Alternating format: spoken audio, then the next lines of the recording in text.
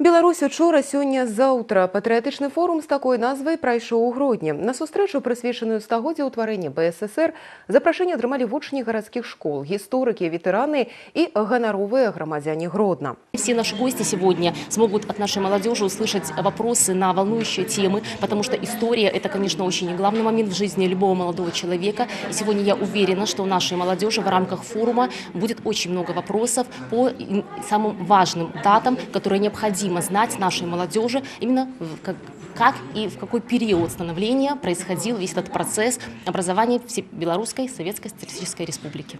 Дыялог моладзі з экспертамі атрымаўся рознатэматычным. Школьнікаў цікавілі не толькі падзеі стагадовай даўніны, але і гістарычна важныя этапы станаўлення суверэннай Беларусі.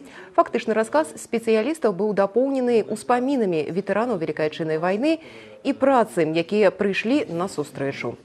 Самое важное – это то, что действительно есть преемственность определенная в тех событиях, которые происходили, и в тех, скажем так, политических процессах, которые когда-то затронули наши земли.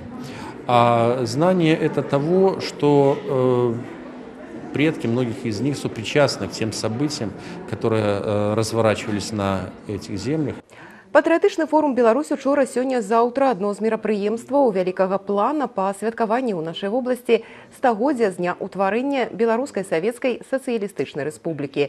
Тэматычныя сустрэчы стартавалі яшчэ ў лістападзе. Прадоўжыцца іх правядзенне ў розных раёнах і Гродні цягам снежня-студзеня.